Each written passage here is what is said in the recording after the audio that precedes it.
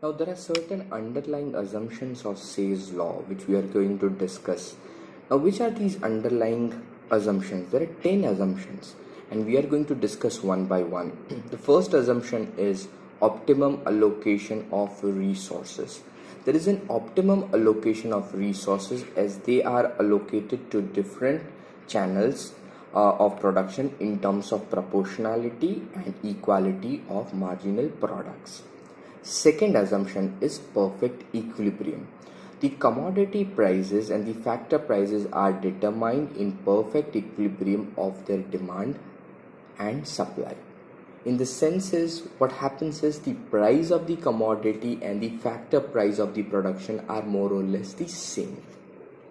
Third thing is perfect competition. There is a perfect competition prevailing in the commodity market as well as the factor market. Thus, the commodity prices are equal to average cost and the factor prices are equal to marginal productivities. Fourth point, market economy. There is a free enterprise economy. Fifth, laissez-faire policies of the government. So there is no intervention of the government in the economic field. The government follows laissez-faire. Laissez-faire is a French word which means that the government doesn't intervene with the actually automatic market processes. Sixth, that is elastic market. The size of the market has no limits. Thus, there is an automatic expansion of the market with an increase in the output offered for a sales. Seventh is market automatism. The free market economy and its working of price mechanism provides due scope to labor supply, and the rising production also stimulates capital formation. In an expanding economy, a new workers and the firms will automatically absorbed into productivity channels by their own products in exchange without displacing or supplanting the existing firm and the workers. Eighth is the circular flow. The circular flow of economy is regular and continuous without any leakages. This implies that the saving is nothing but another form of spending on capital goods.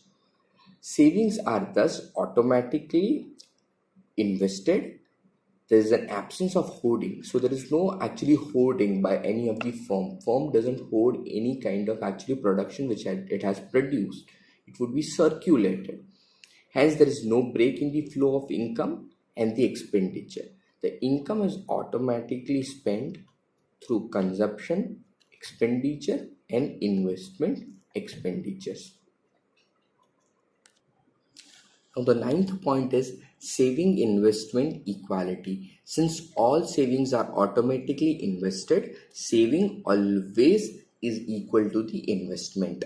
Now, saving investment equality is the basic condition of equilibrium in an economy.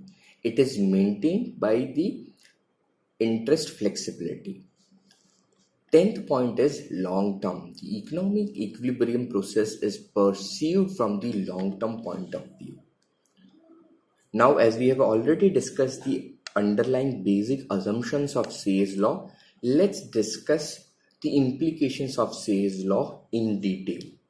The Say's law of market implies that the automatic attainment of full employment. In long run, free economy automatically attains equilibrium at full employment level. Keynes held that Say's law is equivalent to the proposition that there is no obstacle to employment. So it means that there is a full employment.